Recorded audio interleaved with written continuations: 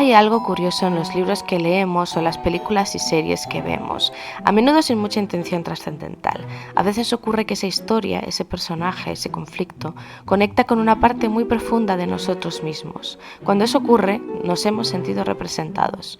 De repente hay algo ahí fuera diciéndonos que no somos estructuras sencillas, sino personalidades complejas. Milena Forero y yo hablamos hoy de cómo el sentirnos representados nos ayuda a sanar heridas y a comprender esa verdad que nos hace libres.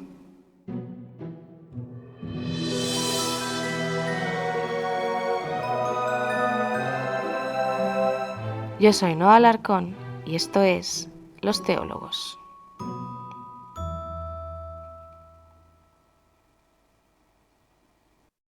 Pues hola, ¿qué tal? ¿Cómo estáis? Estoy aquí con Milena. Hola Milena. Hola, Noa.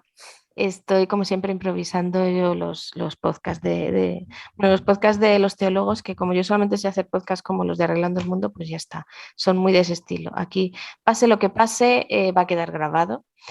Una de las cosas que tengo que advertiros antes de empezar es que estoy con un resfriado bastante terrible, así que si en algún momento se escuchan toses, estornudos o estertores de muerte, entra todo dentro de la normalidad y no pasa nada. Y Está bien. nada, sí, ya está, queda dicho. Sí, ya, pues si queda, se escucha, pues eso es lo que hay, esta es la realidad. Y nada, que estoy aquí con Milena, que es todo un honor que venga a compartir este ratito con nosotros. ¿Y qué hago? ¿Te presento? ¿Quieres decir algo? Hola, Milena. Ah, no, no, sabe que estaba pensando que a lo mejor si la presentación la hicimos en la toma anterior, Sí, pues está muy bien, ¿no? sí, es verdad, quedó bastante bien. Bueno, pues luego, no, pero no sé si se Sería, ha quedado podríamos, grabado. Esa es la mejor parte. No sé si se ha quedado grabado al final porque he cortado y ah, como estaba improvisando he dicho, es que hemos empezado a grabar y de repente se nos ha ido la sí, conexión. Y era sí, como, parecía esto una sesión de espiritismo. Hola, ¿estás ahí? Hola, ¿qué tal? sí, sí, ¿Escuchas? sí. Entonces era como, vamos a volver a empezar. Pero bueno, por si acaso hago así una muy rápido, por Sí, si acaso no se ha quedado grabado, no vaya a ser. A ver, listo. Milena es colombiana, estudió comunicación social comunitaria y también teología. Se dedica a la producción audiovisual, hace música y escribe. Y a mí lo que me encanta es ese proyecto que tiene en redes sociales que se llama Pandereta Millennial, donde hace música y hace vídeos ilustrados. Y en la otra presentación nos quedó muy bien porque yo enlazaba, ¿no?, el tema de esos vídeos ilustrados y de la broma de que, bueno, de que yo aquí diciendo, bueno, Los Teólogos es un podcast donde todos los que salen no son teólogos y ¡pam! Segundo episodio, una teóloga. Así que nada, ya se me ha estropeado la broma, pero me fijaba sobre todo, bueno, que iba a dejar nota de los vídeos de Milena, que son súper interesantes, súper bonitos los vídeos ilustrados que hace, la música también, pero los vídeos me encantan. Y, y yo antes te preguntaba por el tema de la comunicación social comunitaria, ¿no? Que era una cosa que me dijiste que entraste así un poco casi sin querer, ¿no? Y que luego resultaste que, ¿cómo era? ¿Cómo era? Bueno, si se puede hacer, vamos a hacer una burda imitación de una presentación real.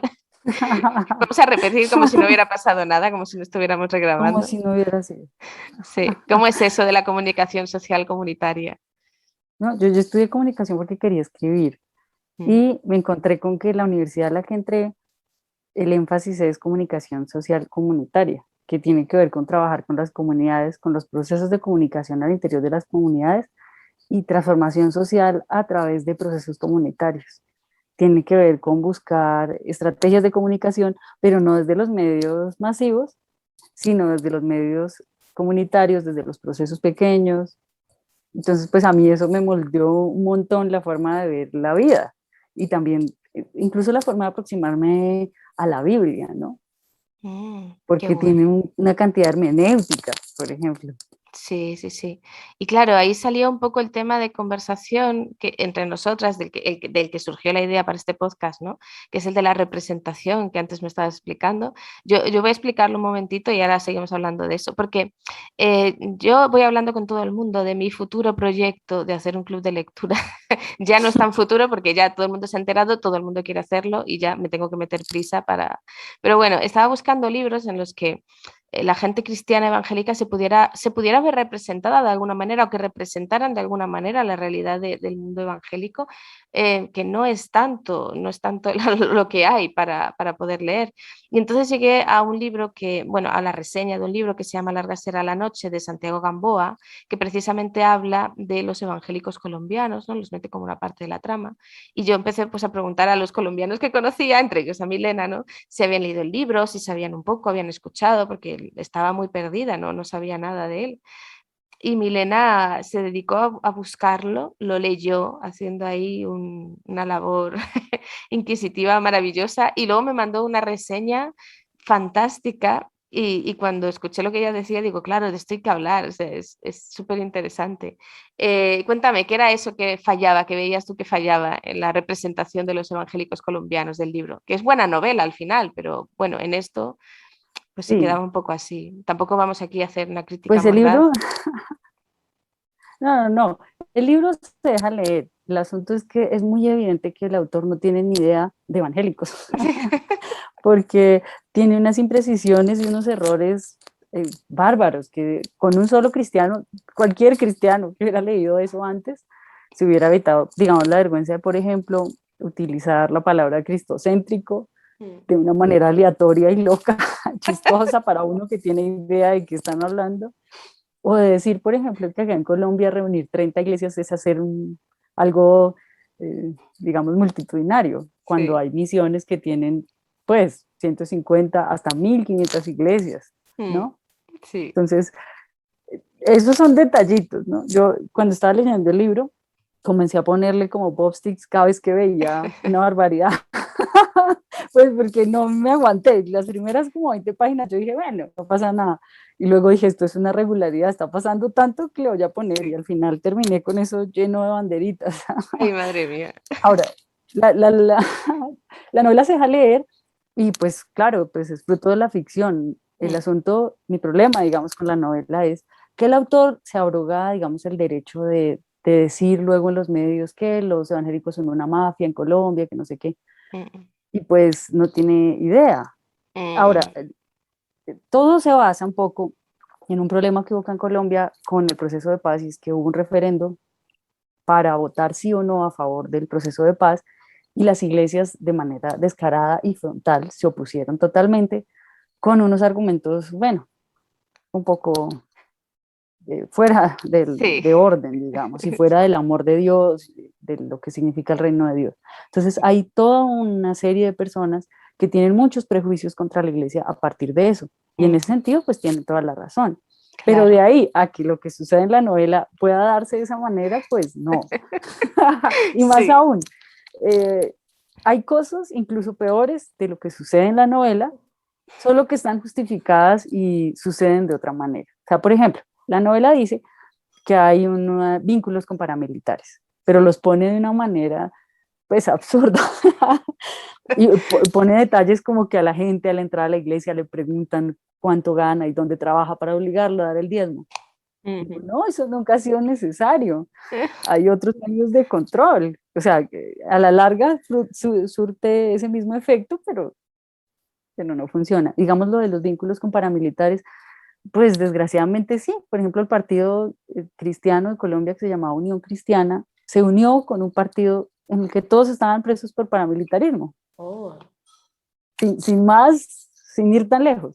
Y Ujú. hay investigaciones de sociología, por ejemplo, de vínculos entre pentecostalismo y paramilitarismo en Colombia. Wow. Pero pues eso no está en la novela. En la novela hay unas cosas un poco raras. Ay, sí. Es que el problema de la representación es complicado, porque, claro, tienes que conocer a aquel que quieres representar. Si te lo estás inventando, pues claro, di que es una ficción, ¿no? No es que sea tan terrible inventárselo, ¿no? Pero en este contexto la verdad es que tienes toda la razón, que quedaba muy burdo, quedaba muy artificial. Así que al final, Claro, sí. Claro, yo lo hubiera leído desde mi posición aquí desde España, y la verdad es que me hubiera perdido muchos de esos detalles, porque no conozco cuáles, o sea, conozco el mundo evangélico, pero no conozco la realidad exacta de la vida de las iglesias colombianas, ¿no? Entonces, por eso es tan importante que los que se deben sentir representados tengan voz también en todo esto.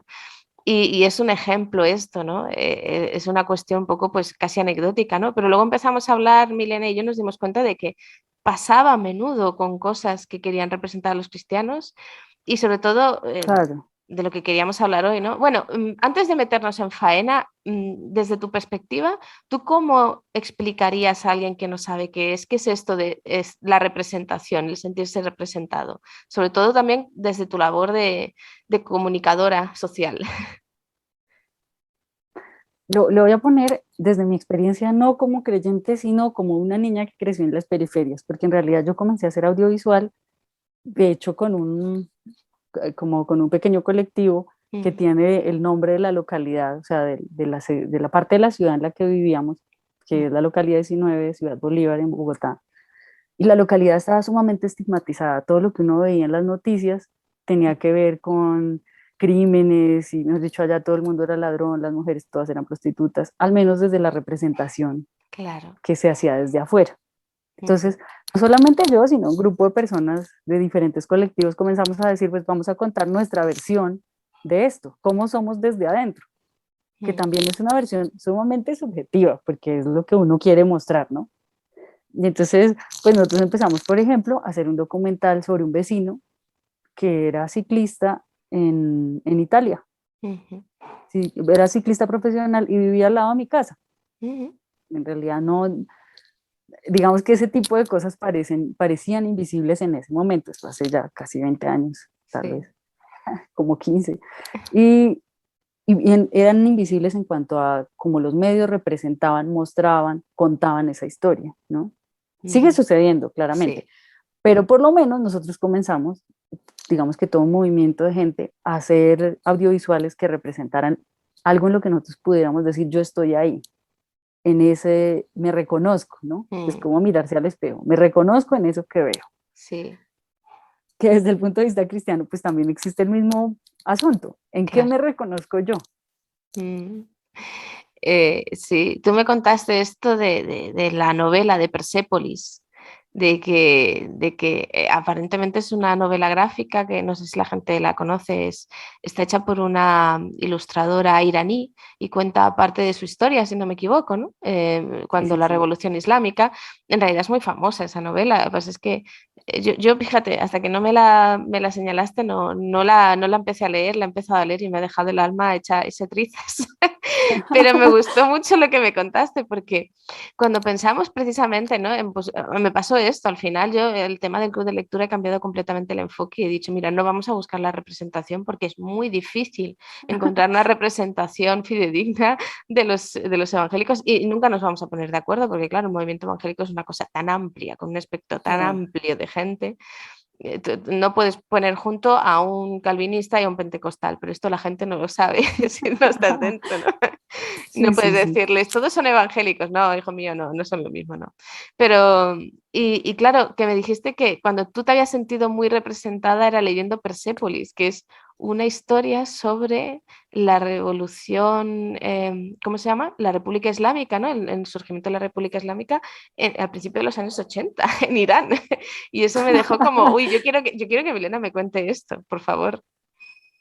Claro, lo que pasa es que Persépolis es como, es una de esas novelas de crecimiento, pero en novela gráfica, ¿no? Mm, Y cuenta la historia de una niña iraní que nace como en ese contexto religioso y luego se tiene que exiliar y vive como todo su proceso de encontrarse con el mundo desde sus tradiciones. Que a mm, mí también me sorprendió mucho que no solo con eso, sino con películas como El Círculo, me conmovieran tanto. mm, Y en algún punto hice la conexión y me di cuenta que en realidad estaba hablando de lo mismo que es el fundamentalismo. sí. Porque especialmente hay un par de detalles con Persepolis, por ejemplo, que la niña también es punkera, ¿no? Es una niña iraní punkera.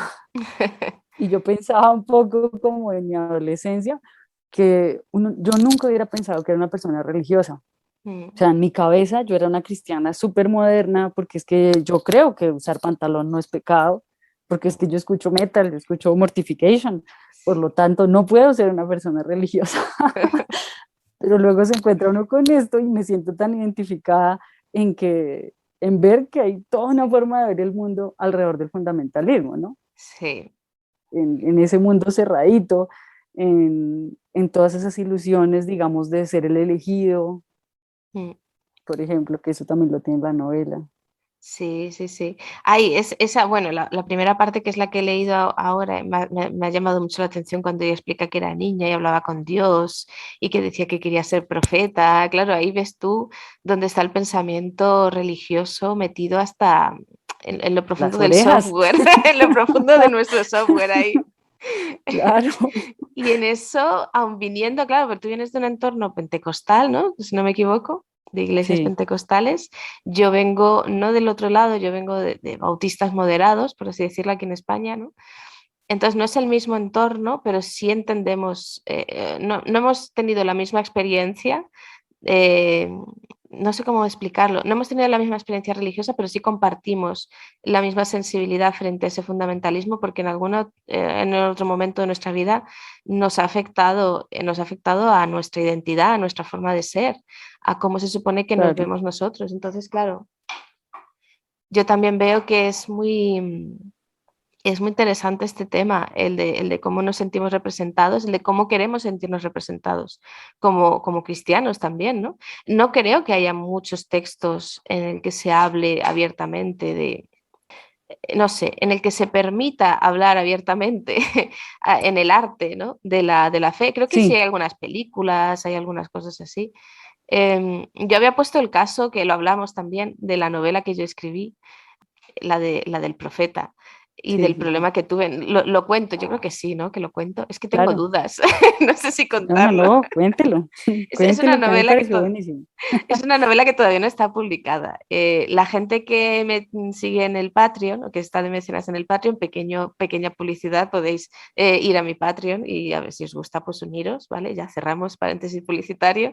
Pero bueno, los que están en el Patreon sí tienen la novela porque la puse como una de las cosas que voy dando cada mes. Está dentro de un proyecto más grande que es una historia policíaca, un poco así peculiar, ¿no? Quería hacer una novela policíaca, pero quería hablar también de novela negra y un poco de novela de misterio, incluso algo de terror, ¿no? Era una cosa así entre medias. Pero esta fue la primera parte que escribí como en 2014 o así, puede ser, si no me equivoco. Y creo que fue una de las primeras novelas como tal que yo escribí. Yo había escrito mucho, pero no había escrito una novela como tal y fue uno de los primeros intentos de escribir una novela. Y pues yo, pues toda ingenua, pues se la di a leer a cierta gente, ¿no?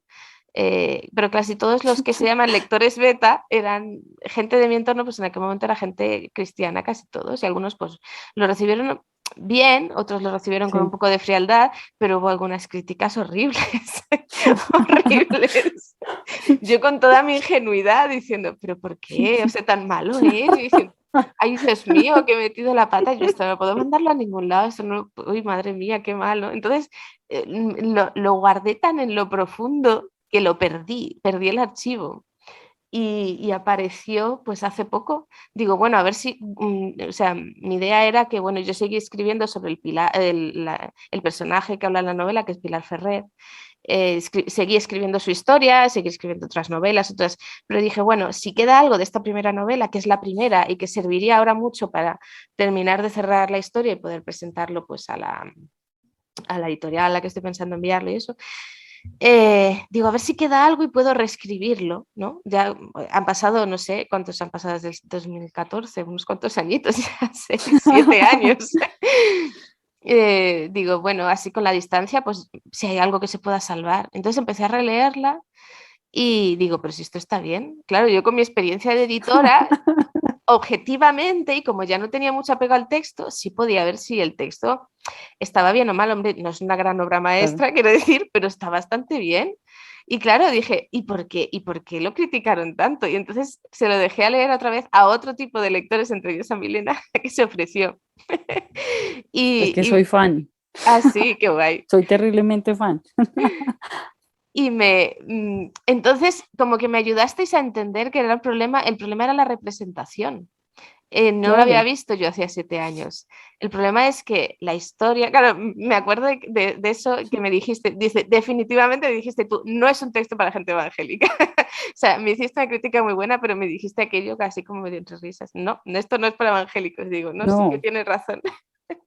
en una librería cristiana, ahí entre las novelas que ponen, en las que el conflicto es no puedo confiar en Dios, Sí. no va a quedar. No, no, no. Bueno, voy a hacer un mini resumen de la sinopsis para que no quede esto así. En la novela del profeta trata de una muchacha que llega a Barcelona para cuidar de su tía que está enferma de cáncer. Tiene su prima es una persona que tiene un poco de minusvalía, bueno, es una persona así un poco que necesita cuidados especiales, entonces ella está en paro, está en un momento de crisis personal y entonces pues decide ir allí a cuidar de su tía y su tía pertenece a una congregación evangélica.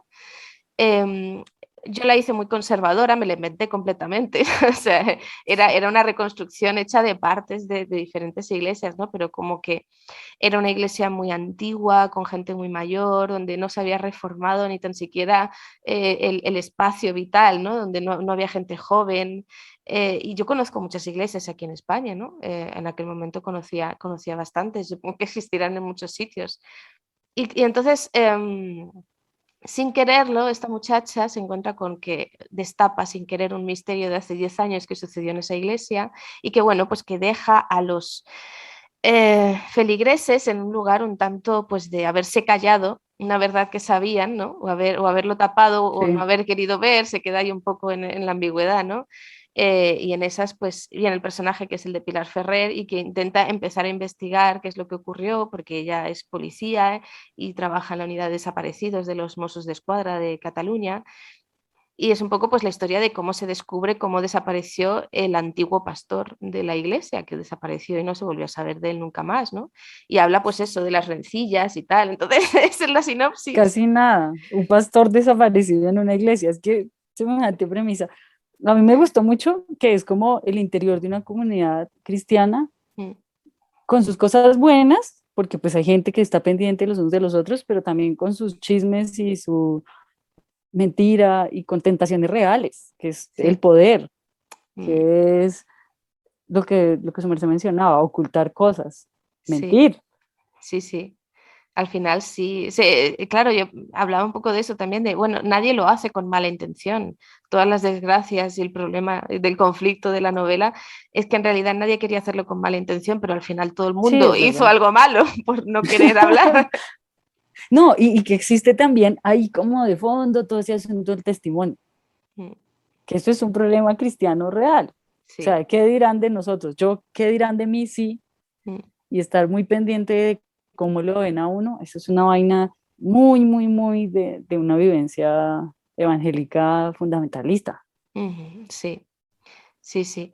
Yo fíjate que cuando lo escribí no pensé en reflejar el fundamentalismo. Para mí no era, o sea, todavía no le había dado esa etiqueta a esa clase de cristianismo. Fíjate, Claro. no lo tenía asociado como tal. No sé si a ti te pasó también algo así, ¿no? De pensar, de decir, ostras, soy fundamentalista. O sea, ¿cuándo llega uno a esa No, conclusión? Es muy cuando uno raro. ya está por fuera hace miles de años, ya dice, oiga, yo era fundamentalista Sí, sí, todo sí. este tiempo, he sido yo. Es verdad, ¿eh? Qué duro es eso, ¿no?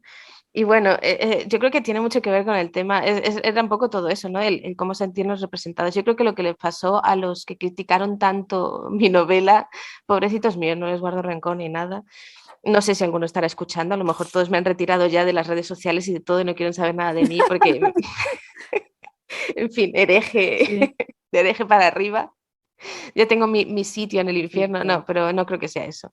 Pero sí entiendo que no se sentían representados porque les pasaba eso. Tú cuando estás dentro no te ves a ti mismo como alguien, ¿cómo decirlo? Fundamentalista, sí. Ese es el tema, ¿no? Es un poco lo que pasa con lo Sí, de claro. Persépolis también, claro.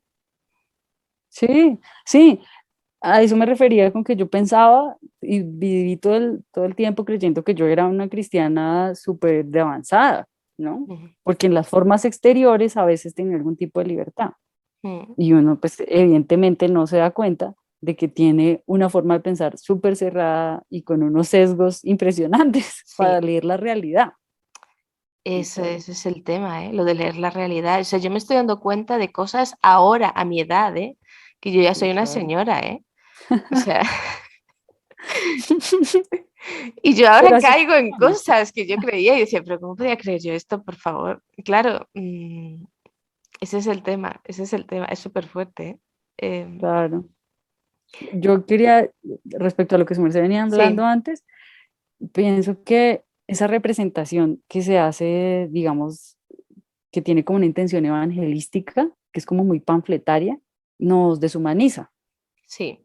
digamos, en contraposición de lo que su merced hace, por ejemplo, en la novela, ¿no? Mm, Y es que cuando usted presenta a los cristianos así súper perfectos, que sus conflictos son prácticamente solo teológicos, sí. lo que decía ahorita de Chascarrillo, Mm. el conflicto es no puedo confiar en Dios. Es que ni siquiera la Biblia es así. ¿No? En la Biblia los conflictos son odio a alguien, quiero quitarle el reino, quiero quitarle la cabeza, más humano. Y ¿Cómo le entonces robo cuando la esposa a mi ¿Cómo vecino y lo cómo lo mato. hago? Y es un conflicto, por eso la Biblia es literatura. Sí, Mientras que cuando yo hago un panfleto y quiero verme invulnerable y perfecto, es prácticamente es inhumano. Es que nadie sí. es así. Es que tiene mucho que ver con lo que decías tú al principio de que la parte de la ciudad donde tú te criaste, en el barrio donde tú te criaste, toda la representación era como súper, súper negativa, ¿no?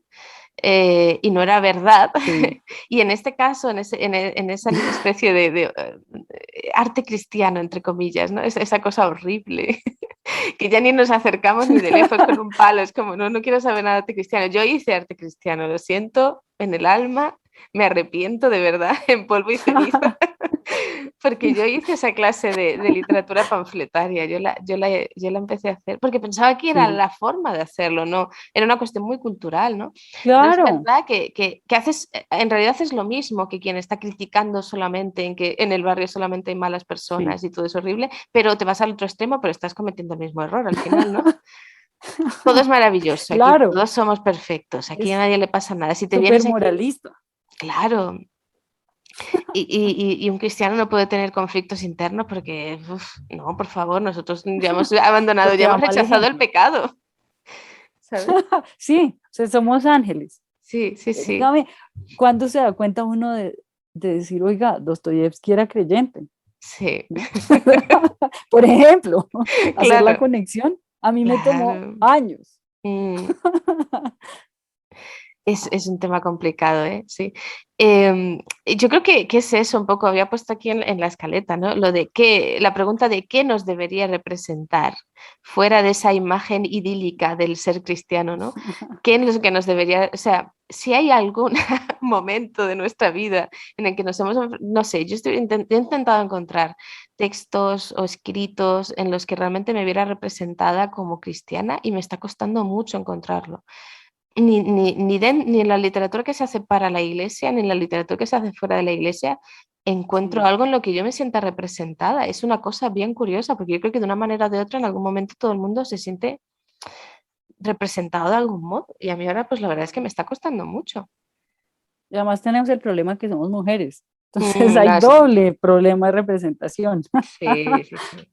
Sí, sí, del todo. Y yo, en fin, es todo un tema. Hay una cosa que hablamos las dos, que era de repente sentirnos representadas, ¿no? Pero es un poco más por la experiencia religiosa, por la experiencia de haber vivido en una comunidad en la que a veces se llegaba a abusar un poco de la vida comunitaria. No sé cómo explicarlo, era un poquito coercitivo, ¿no? No quiero decir que era sectario, hay algunos entornos en los que sí son muy sectarios y mucha gente lo sabe, Sí, pero principalmente mucha gente que sí ha vivido un tipo de religiosidad que es muy coercitiva, que te controla mucho la vida, que te controla mucho lo que piensas, lo que dices, lo que tú decías, ¿no? Tenías cierta libertad a la hora de vestir, pero sí. con eso ya como, bueno, pues ya está, ya con eso estás contenta, ya no, pero no Puedo tienes escuchar libertad. rock. Claro, bueno, ya es mucho, claro, yo me podía maquillar, o sea, fíjate, ¿sabes? Yo podía ir a Wow, la piscina, yo podía ir al cine, o sea, no estaba tan mal, ¿no? Pero luego te vas dando cuenta de que en realidad la presión, la coerción es más de las creencias, de lo que puedes elegir creer y lo que no, de lo que puedes preguntar y lo que no, ¿no? Es un poco tiene que ver sí, con la claro. libertad.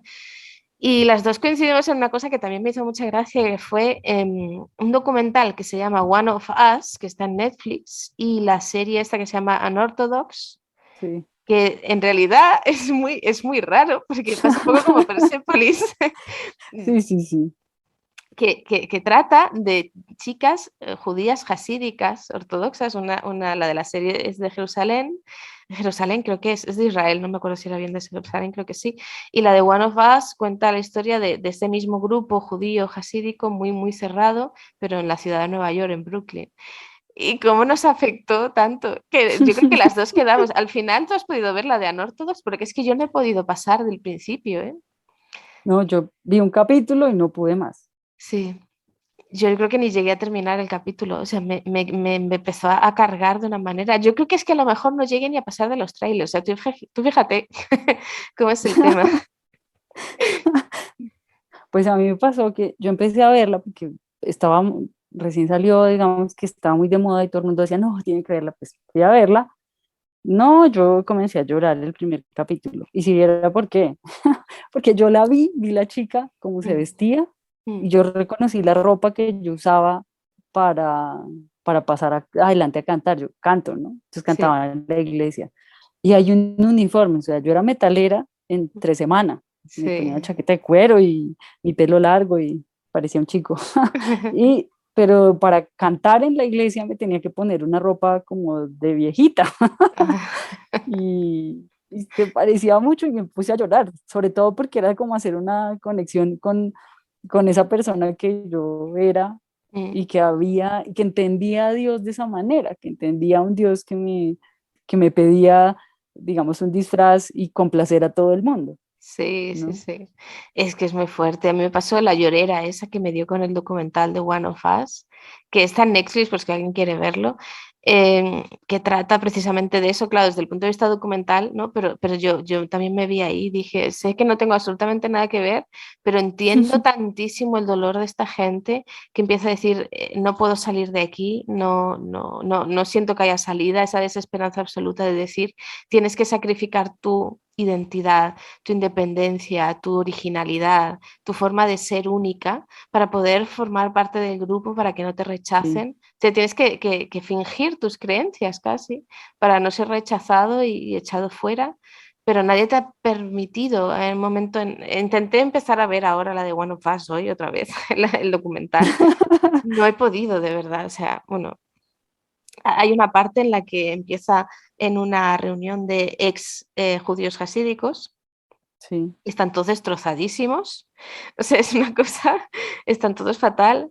Y hay una mujer que empieza a decir, claro, ¿en qué momento hay elección? Ella habla del momento en que, claro, esta gente, a los judíos hasídicos, a las mujeres sobre todo, ¿no? Se las obliga, no se las obliga, pero sí su única misión en la vida es casarse. Entonces, con cuando cumplen 18 años, pues se casan y empiezan a tener hijos. Y claro, dice, en el momento en que con 27 años ya tienes 6 o 7 hijos, ¿tú en qué momento has decidido eso, ¿no? No hay una elección real y claro, ahí yo claro. ya estaba con la llorera y digo, no, yo no puedo seguir viendo esto. Me afecta mucho ese tema. Claro. El No, a hecho mí ese de... documental, Sí. no, no por lo que su merced dice, sino en otro sentido. Yo Mm, pensaba en los chicos que salían sí. y cuentan como su experiencia de ir al mundo, ¿no? De salir de esa burbuja y enfrentarse a otra realidad.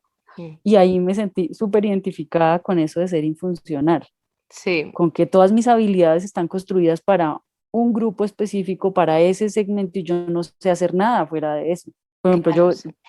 canto, pero yo solo sabía cantar canciones de la iglesia.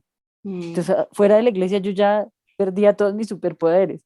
Y también no sé socializar con otras formas, porque estoy acostumbrado a tener una máscara, por ejemplo, a no confrontar, a no decir lo que pienso, mm, porque sí. a veces en las iglesias se promueve eso, de someterse, ¿sí?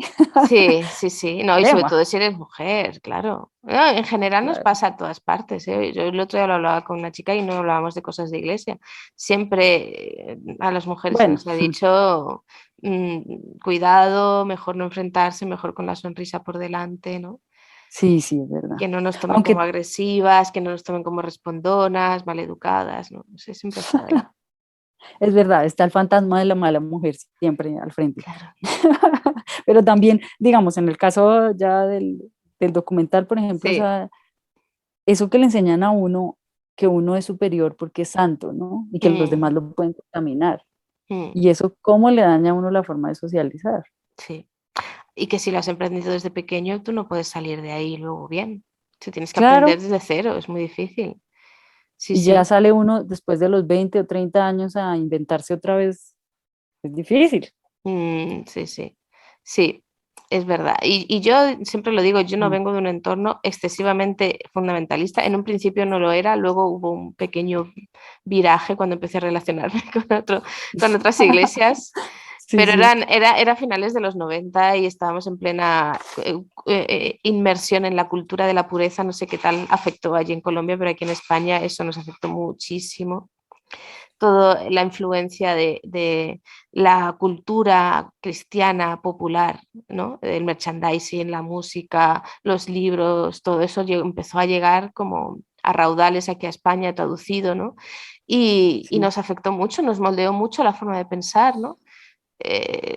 Su visión cultural de la vida, su contexto cultural empezó a permear el nuestro y claro, creaba unas tensiones que no había por dónde coger eso, ¿sabes? claro. Eso, Está y pensado para otro contexto y sí, además en ese formato. mm, sí, sí. Eso, esa es mi experiencia, ¿no? Que pasé un poco por encima del fundamentalismo porque al final me pude escapar un poco, ¿no? Pero sí lo viví, pero claro, la gente que ha estado metido en eso desde pequeñito es muy complicado, es lo que tú dices, ¿no?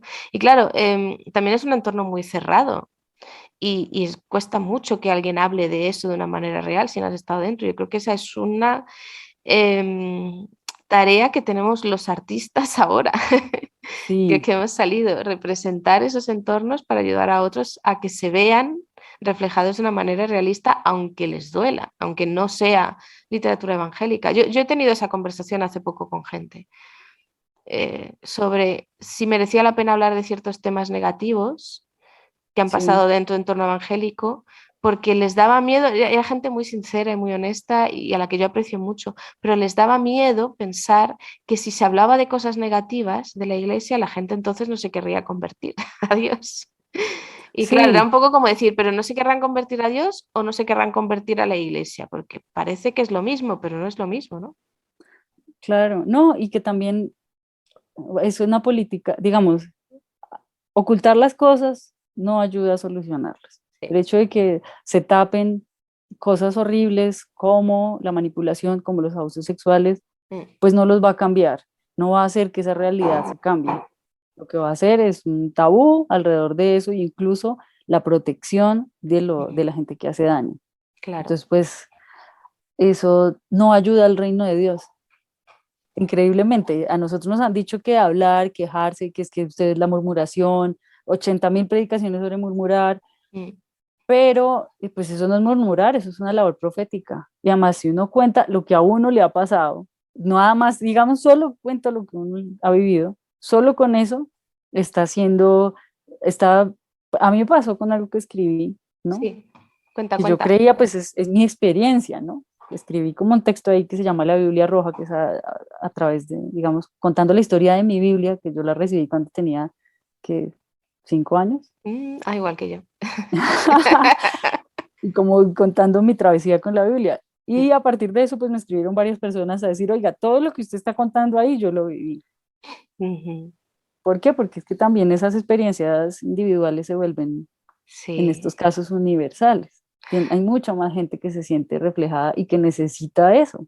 Mm, Yo creo que hay un tema muy interesante en eso. Hay dos cuestiones. La primera es cuando nos hemos atrevido a hablar, la cantidad de gente que viene a decirnos gracias por decir esto porque Mm, necesitaba escucharlo. Eso a mí me ha dejado sorprendidísima y creo que es algo bastante general, ¿no? A gente artista como tú que has expresado su sinceridad, su autenticidad, su historia, ¿no? Creo que es algo bastante común que está pasando. sí, y que no es la gente revoltosa la que uno se imaginaría que le va a decir, oiga, Mm, gracias. Es a veces señoras personas que uno ve en la iglesia, pues Sí. no parecen inconformes, ¿no? Yo lo otro que veo, que no sé si tú piensas lo mismo, es, yo me crié mucho en el entorno de la guerra cultural, de lo que te decía, ¿no? De este fundamentalismo que empezó a Mm, llegarnos, de que los cristianos lo que tenemos que hacer es guerra cultural. Y yo creo que eso también ha manchado mucho el tema del arte, el tema de eso, de cómo claro, permitimos que se nos represente, ¿no? De cómo nosotros mismos nos representamos, porque si tú lo que quieres no es aportar tu visión de la cultura, ¿no? Que yo creo que es, bueno, en tus vídeos, por ejemplo, se ve mucho en lo que haces con lo de Pandereta Millennial. Y os he escuchado hablar en algunos podcasts hablando de esto y creo que es muy bonita la idea de decir, cómo veo yo el mundo desde mi fe, es una cosa, ¿no? Pero participo en sí. el mundo desde mi fe, desde mi visión, pero participo del mundo. Pero lo que se ha querido imponer de algún modo es esa guerra cultural, es decir, no, yo no estoy dentro del mundo, sino que yo estoy contra el mundo, que eso es lo que Claro. Dios quiere de mí. Entonces yo creo que a partir de ahí todo el tema de la representación se acaba convirtiendo en un tema muy peliagudo, el tema de si haces cosas evangelísticas o no, porque al final todo es una guerra por ganar almas, no sé cómo has vivido tú eso, pero yo lo he vivido muy Pues de cerca. yo no lo había pensado así, tienes razón, ¿no? Estoy contra el mundo, porque casualmente los que están pensándolo así, lo que hacen es hacer una versión cristiana de todo. Sí, O sea, sí. estoy contra el mundo, pero entonces hay películas, yo hago películas para cristianos, no digo que son para cristianos, digo que son evangelísticas, son Mm, un hitazo de taquilla, pero pues en realidad porque van los cristianos a verlas. sí. Y lo mismo, la música cristiana, no, es que estamos impactando las naciones. ¿Quién la consume? Pues los cristianos. Sí, Y es el mismo ritmo y no hay, digamos, sí, sí. pues salvadas, contadas excepciones, ¿no? Pero generalmente no es un aporte artístico, es un refrito. Mm. Ah, y luego vamos a hablar más de eso en la parte extra del Patreon. No quiero spoilear mucho porque teníamos Bueno, ese tema ahí, pero es muy, muy interesante. A ver, a mí me interesa esto, desde tu punto de vista. ¿Tú has vivido esto de la guerra cultural de alguna manera? Aunque luego vayamos a hablar más de esto específicamente un poquito más adelante, pero como que tú lo has visto esto de eh, hacer cosas que son solamente para cristianos, ¿no? Y decir sí, que estás claro, haciendo cosas evangelísticas y como que todo lo que tú debes hacer como artista, esto ya te hablo a ti como creadora, ¿no? Como, como que si no tiene esa pátina de que lo estás haciendo para conseguir que vaya más gente a la iglesia, como que no estás honrando a Dios. Eso ¿de qué claro. manera? No sé, ¿tú lo has superado en algún momento? ¿Has pasado por ello? Claro, y digamos que esto está pegado a esa definición que le dan a uno de la iglesia. La iglesia es un grupo de personas que están cargadas de ganar almas. Imagínese eso. Oh, madre Entonces, mía. como que todo lo que uno hace tiene que estar en función de ganar al otro. Por lo tanto, yo siempre ando con una máscara en la que yo no muestro lo que soy, porque es que yo tengo que mostrar a Cristo en todo momento. Y Mm. si estoy de mal genio, no, porque Cristo, ¿cómo? Y etcétera, etcétera, etcétera. ¿Sí? Sí.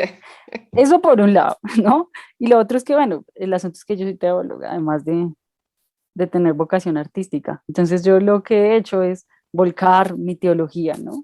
Mm. Como en esos lenguajes artísticos y también tratar de ser honesta. Pues tengo una canción que escribí un día que estaba muy triste diciendo pues que yo a veces veo el reino de Dios imposible, pues porque a Mm. veces parece imposible, ¿no? Y a veces creo que hace falta la vulnerabilidad. A mí me ha tocado como aprenderlo, o sea, aprender a decir, pues toca decir lo que siento y no lo que creo que la gente quiere escuchar o, o lo que puede ser de bendición, porque es que yo me desahogue también es de bendición, Sí. ¿sí? Si no, no Ay. existiría lamentaciones. Ah, sí, sí, sí, sí. Ese es otro gran tema. Ostras, claro, yo no he vivido esa parte de la vida de iglesia en la que uno no puede expresar pesar ni dolor. No, no era tan grave en mi caso, no teníamos que estar siempre alegres, no era tan insistente, pero sí entiendo que había mucho de eso. Ay, una cosa, ya me acuerdo lo que te iba a preguntar antes. Antes me dijiste sobre las novelas cristianas que están en las librerías. eso. Yo no he leído ninguna. Por ¿De favor, dime. veras? Sí, o sea, me leí Dejados atrás, eso lo hablé en el Ah, otro podcast. eso le iba a preguntar. ¿Sí leyó Dejarse atrás? Y Dejados atrás lo leí, que fue un dolor de muelas porque no entendía el español en el que estaba traducido. Y luego cuando yo empecé a trabajar en el mundo editorial, lo empecé precisamente para solucionar ese problema de traducción, que esa es otra Ah, historia. ya. Pero así, aquí no ha llegado, aquí a España no ha llegado la obras de ficción. Hablo de literatura porque es lo mío al final, ¿no? Sí. Pero no sé muy bien. Yo creo que alguna vez he leído alguna novela de Ted Dekker, que son así un poco más. De hecho, incluso traduje alguna vez. Pero luego ya como que se perdió mucho las ganas de hacer. No sé si ahora sigue habiendo novela cristiana. Estoy un poco perdida. ¿Eso sigue existiendo o ya nos hemos ido tan lejos La última vez, del mundo cristiano que ya no no, estamos ni al la día? última vez que yo entré a una librería, no, no sé, pero a mí me parece que la última vez que yo entré a una librería cristiana todavía estaba la sección, yo siempre iba directo a la misma sección, ¿no? En la que hay cómics, aunque Sí. sea Moisés ahí, o en el que sea, no me importaba, había gente dibujando, y en la que estaban las novelas. Ah, vale. Y tampoco no es que haya leído un montón, pero pues las que leí, la verdad, pues lo que le digo, el conflicto es, no puedo confiar en Dios, ore Sí. más, ¿sí? Hacen la oración de fe y todo es maravilloso, Sí. y no, no les pasa casi nada. Mm, O el otro asunto son, pues, son novelas a las que le meten un par de oraciones, pero pues la novela se trata de otra cosa, sí. ¿sí? Eso no lo sabía. Eso no lo Sí, había visto. sí, o sea, Ah, qué cutres. vaqueros o alguna vaina así, los castillos y todo eso. Sí, o sea, yo creo que son, la verdad, las que una vez que mi papá me regaló unas, Mm. creo que son como esas alternativas a las novelas románticas para señoras, Ay, sí, pero la sí, versión sí. cristiana. Ay, sí. Bueno, de eso habría mucho que hablar porque la literatura romántica y su conexión espiritual es todo un tema. Pero bueno, eso para otro día, eso para otro día ya. Ay, qué Sí, gracia o me ha sea, hecho. no digo que no haya gente buena y que pueda haber, que Sí. casualmente yo no las conozca, Sí, no pero decimos eso, no somos mal pensadas, ¿eh? ¿No? Que nadie se lo tome como sí, algo personal. Yo creo que puede haber gente que haga cosas no, y que estén bien, yo creo que sí. Solo que no las hemos encontrado, claro. sí. El asunto también es, sí, solo que no las conocemos. Y el, y el asunto también es que no sé qué tanto le interesa al mundo editorial cristiano Mm, una novela que critique el sistema, pues claro, porque, es a que es ver, lo que tú dices, porque esto no se hace para evangelizar al final, esto se hace claro, para consumo no, interno. sí, sí, pero ellos creen, o el discurso es, Mm, esto es para evangelizar. sí, Pues como el discurso es para evangelizar, nadie va a admitir como de viva voz, en realidad hacemos cosas para cristianos, tenemos un mercado, esto es un sistema sí. económico. Sí, sí, es que es muy fuerte, es muy enrevesado esto. Es que ahora lo estoy pensando y digo, es que no hay manera de salir de ahí, ¿eh? Porque claro, Sí, tú es, como artista haces cosas con la intención de que la gente conozca, gente no cristiana conozca tu visión cristiana del mundo y tu visión cristiana de la iglesia, pero luego la realidad es que nadie que no sea cristiano no va a leer eso. Es que yo he estado encerrada ahí, ¿eh? pues sí, Yo he estado encerrada ahí. claro. Sí, el ideal, digamos que Sí. pienso yo de manera ilusa, es, para mí por lo menos siempre ha sido un modelo Luis, ¿no? Sí, Pues porque uno dice, sus obras tienen calidad y valor en sí mismas, sí. más allá de que tenga una alegoría con el asunto del león, o que digamos la trilogía de Ramson también tiene como, Mm, sí, tiene una vaina evangélica de fondo muy grande, sí, sí, sí. pues hacen parte de la historia de la ciencia ficción y la fantasía, no es como, Mm. a ver, Sí, sí, sí, sí, es verdad. Y yo, de hecho, desde hace un tiempo que vengo haciendo un pequeño podcast, bueno, es un apartado, ¿no? En la radio empezamos a hablar de literatura y empezamos a hablar de obras literarias que no eran cristianas, pero nos empezamos a dar cuenta de que había muchísimos mensajes cristianos en obras que no aparentaban ser cristianas, o sea, que estaban fuera de ese mercado cristiano. Se hablaba mucho claro, mejor de la fe y te sentías mucho mejor representado en algunas de estas cosas, ¿no? Recuerdo, por ejemplo, ahora no me acuerdo del nombre exacto, pero luego lo pondré por ahí en la información, un cuento de Ray Bradbury en el que era de ciencia ficción, estaba escrito en los años 50 para estas revistas que se hacían de kiosco, de consumo rápido, de cuentos y todo eso. Sí.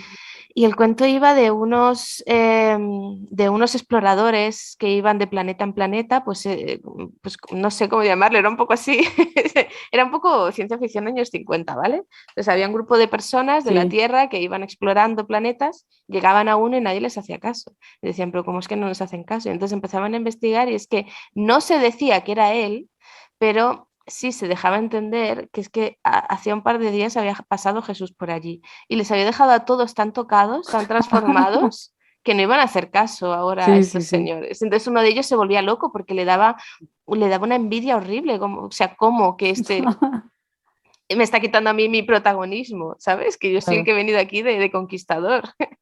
Era una cosa, pero tú no sabes la conversación que nos dio eso. Y me sentí claro. mucho más representada en ese hombre envidioso, incluso del propio Jesús, ¿sabes?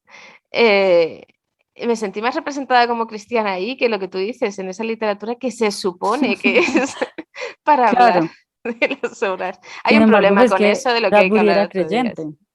Sí, bueno, lo era de Entonces, una manera muy peculiar, pero yo creo que sí. pues él decía que era católico. Sí. Entonces también pienso que pasa un poco, por ejemplo, con El Señor de los Anillos, ¿no? ¿Sí? Tiene un trasfondo muy brutal también Sí. desde la fe. Y en la ciencia ficción pasa un montón, con otros escritores que también digamos que hay varios mormones. Es Yo he verdad. encontrado, yo he leído esos libros y digo, wow, en algún momento me hice la conexión y me di cuenta que prácticamente todos los autores de fantasía y ciencia ficción que me gustaban, pues eran creyentes en algo. Qué fuerte. Ah, con razón me gusta tanto, porque ¿Qué pasó? estamos hablando de, o sea, me dice algo desde la esperanza también, ¿no? Sí, es verdad. Yo creo que ese es el fondo de la cuestión, ¿no?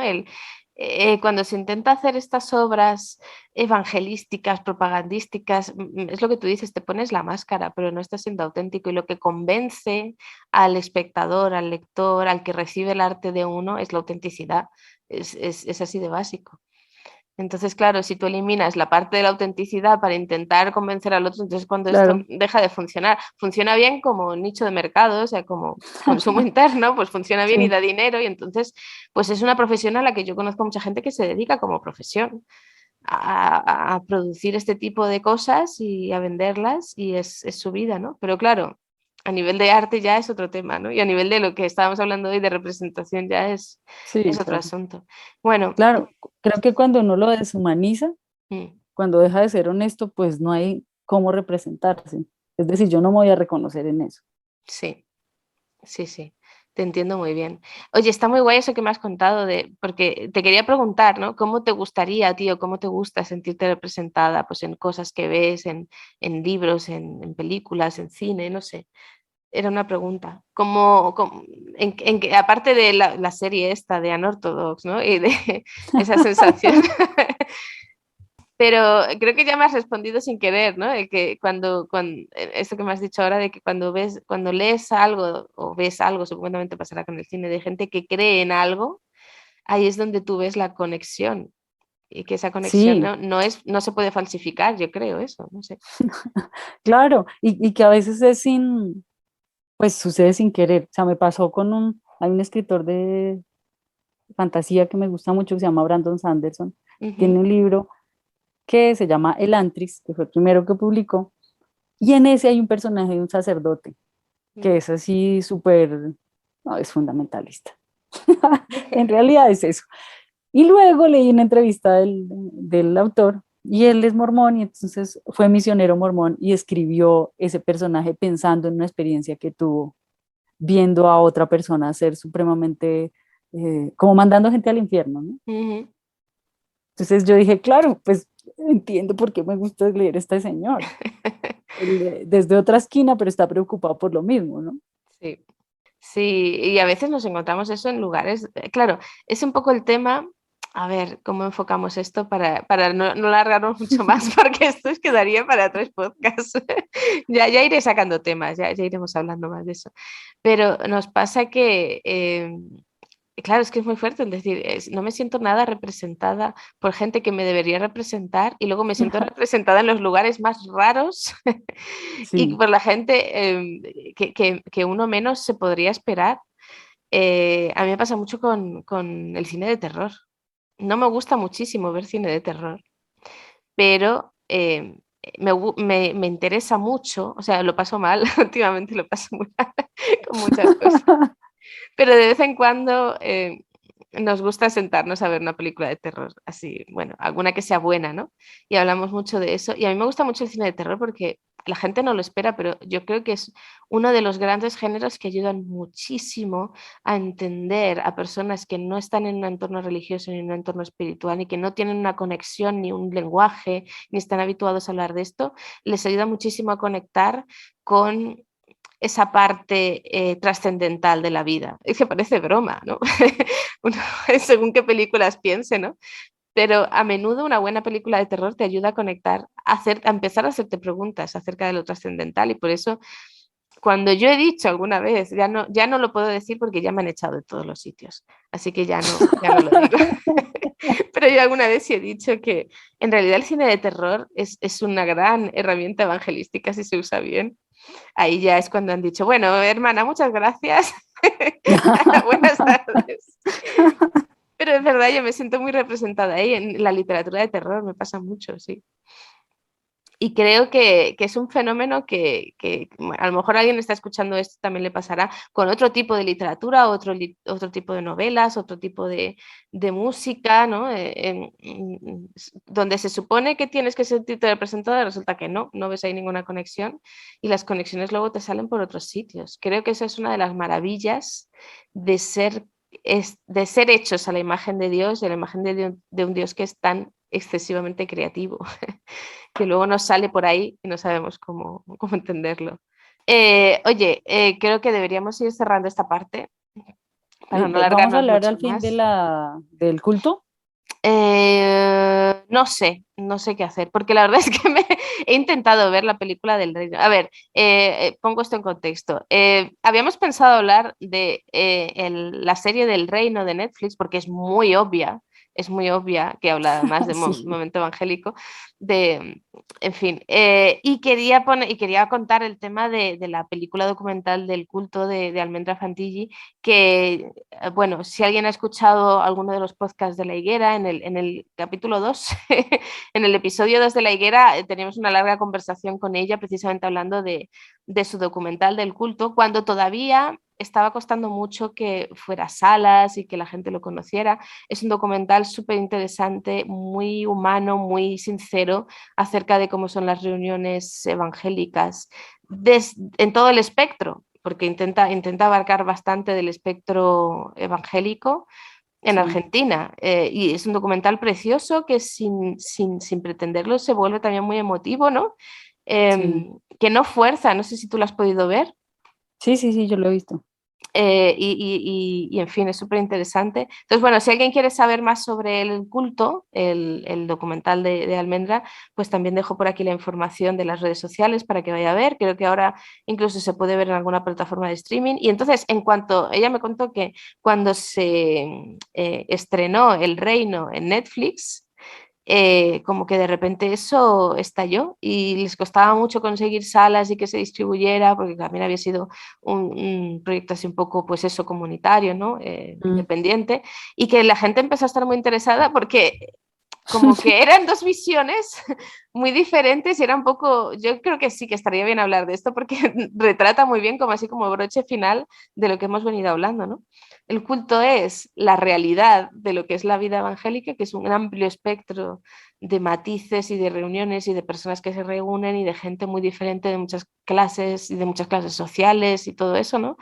Y no he Sí. conseguido ponerme a ver El Reino, en parte porque tengo dos hijos pequeños en casa y, en fin, el tiempo es como el caos. Pero luego es que no me apetecía nada. O sea, era como, uff. Y claro, verlo por obligación tengo que estar de muy, muy buen humor. De muy, muy buen humor. No sé si tú has No, y podido que verlo. son como 6 horas, ¿no? Eso tampoco. Sí, aunque Sí, sí he visto un documento, no, he visto un vídeo de hay una gente en Argentina que está intentando sacar una ley antisectas Ah, ya, claro. Y entonces tienen varios podcasts, hacen cosas así, y de vez en cuando para entender el movimiento de las sectas, incluso de sectas religiosas evangélicas, hablan a veces, ¿no? Son muy, muy Sí. interesantes. Y hablaron una vez del reino y el hombre decía, claro, es que tú lo ves y dices, con las cosas tan horribles que nos han contado a nosotros, pues no esperaba algo mucho peor. Me quedé con eso. Digo, ah, bueno, Eso pero si es que dijo. encima lo van a dulcificar, o sea, todo el mundo está, hola, pero qué terrible. Digo, pero si lo están dulcificando. Yo qué sé, me quedé así como, Pues bueno, ya lo veré. yo siento un poco que pasa como por muchos prejuicios, ¿no? Sí. Claramente se ve que hay una intención política y que tiene que ver como con el movimiento con los movimientos por los derechos que hay allá, ¿no? Y la oposición que claramente la iglesia hace. Hay una escena que recuerdo muy bien del discurso político que la verdad es tal cual. O Mm. sea, en eso yo quisiera decir que no es cierto, pero sí. Sí, ¿no? Sí. Lo que pasa es que ahora no sé en Argentina, pero aquí ese discurso tal cual lo hacen. Mm, Lo que pasa es que revuelven cosas que pasan mm. en las iglesias y se inventaron una iglesia que no, pues en realidad no responde mucho a la ficción porque de nuevo parece que no hubieran tenido asesoría ni siquiera de una persona que alguna vez hubiera ido a un culto. Entonces revuelven unas cosas así, sublime gracia, con unos rezos y con unas liberaciones y vestidos de no sé cómo. Es raro, ¿sí? Pero Sí. lo que pasa es que pone de frente los problemas que siempre se le han achacado a las iglesias y que a veces las iglesias pues se han esmerado en ocultar. No me refiero Mm, solamente a los cristianos, sino también a los católicos, porque por sí. ejemplo pone de frente la pederastia, pone de Mm, frente el lavado de dinero y la violencia. Y mm. pues acá en Colombia yo quisiera decir que no, pero pues sí ha pasado, Sí. ¿no? Y han pasado cosas incluso peores pues que lo que cuentan. Lo que pasa es que pues se va por el lado de los prejuicios y Mm, sí, se va por el lado de los prejuicios, me parece a mí. Tampoco es que sea, pues, la serie más sí, increíble del mundo, pero claro. sirve mucho cuando la gente está indignada, Mm, o eso siento yo, ¿no? Cuando la gente está sí. indignada, como pasa acá en Colombia, por el asunto del proceso de paz o porque se oponen a ciertas leyes, y pues Mm, allá acaba de pasar un debate con el asunto de la interrupción del embarazo. Entonces, mm. pues, cuando la gente está indignada, puede ver esto y decir, sí, así son. Pues, Sí, sí, sí. Sabes, está súper interesante lo que dices y creo que podríamos terminar con un ofrecimiento, con, no sé cómo llamarlo, con una propuesta, ¿no? A gente creativa, cristiana, que quiera abrirse y hablar de estos temas con conocimiento de causa. Creo que hace falta poder hablar de estos temas. claro. Eso, lo que tú dices, por favor, sí que se invierten en los cultos. O sea, si no habéis ido a un culto, es que es lo que tú Al dices. menos vayan a uno. Vean, Sí, hay gratis por internet. Antes de hacer sí, una película sobre cristianos, mínimamente ir a un culto sí. sería bueno. Pero No, sí, sí, en sí, ese sí. sentido, pues digamos, claro, pues, el documental de Almendra, pues es muy interesante porque Claro, uno se siente en el culto. claro, No, es. no se enfoca en los personajes, Mm. en realidad, pues no, no da para eso porque sabe como que no es la pretensión, pero uno se siente en culto. A mí me revolvió todo. Sí, sí, a mí también. Hay un momento que dices, ¿cómo lo ha hecho? ¿Cómo lo ha hecho para que te haga sentir tan.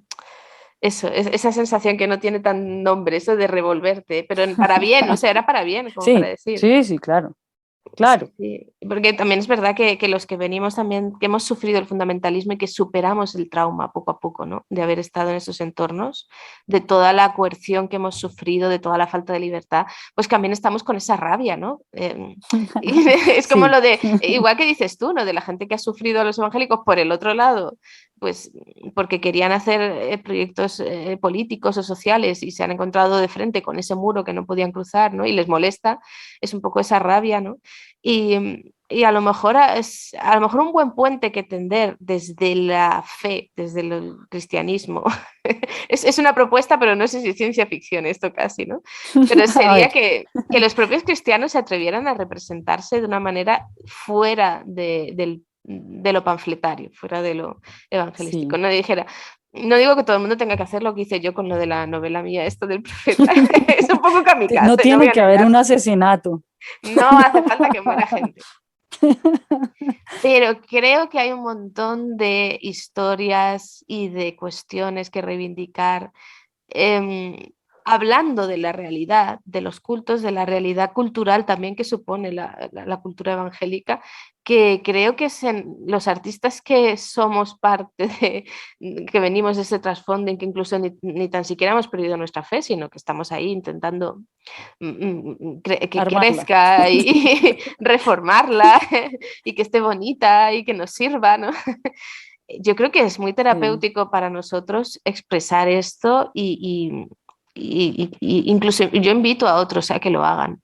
Y creo que va a haber mucha gente que nos va a querer leer o que nos va a querer escuchar o que va a querer ver lo que hacemos, ¿no?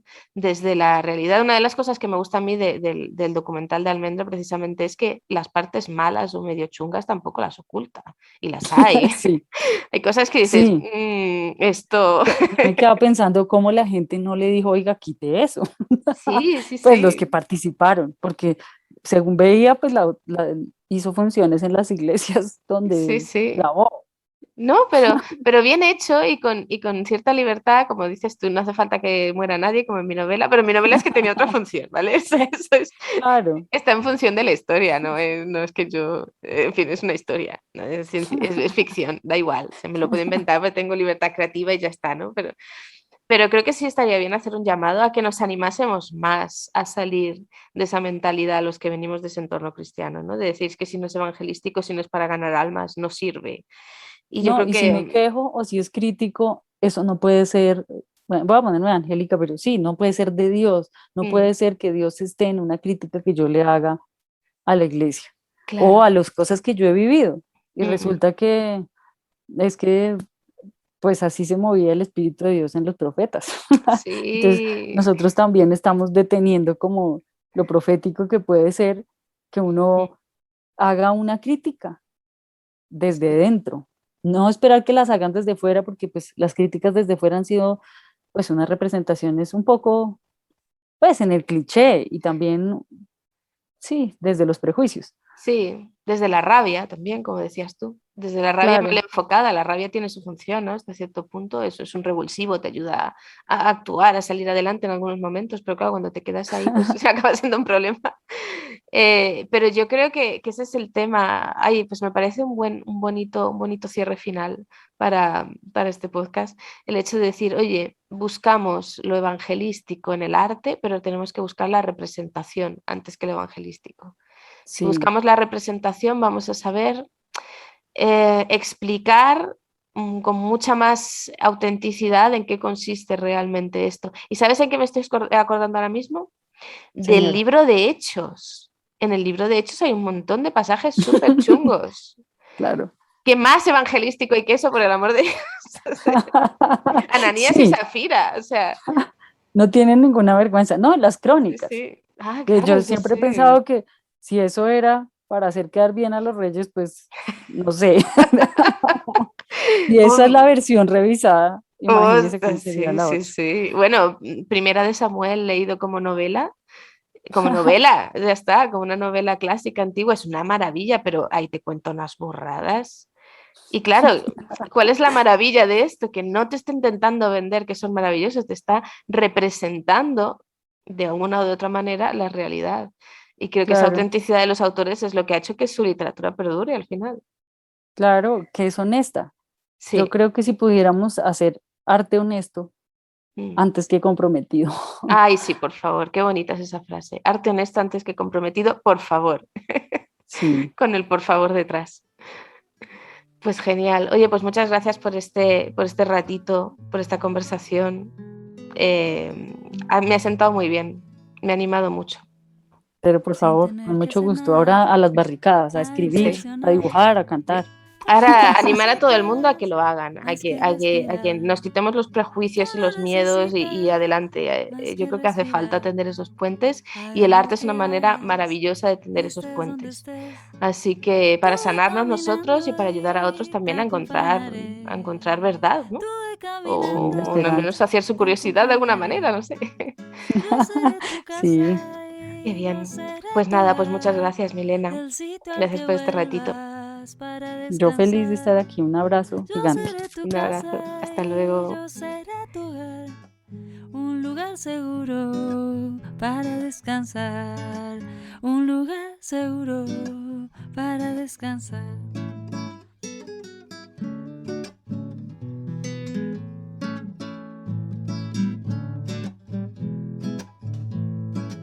Yo seré tu casa y yo seré tu hogar, el sitio al que vuelvas para descansar. Yo seré tu casa y yo seré tu hogar, un lugar seguro para descansar, un lugar seguro para descansar.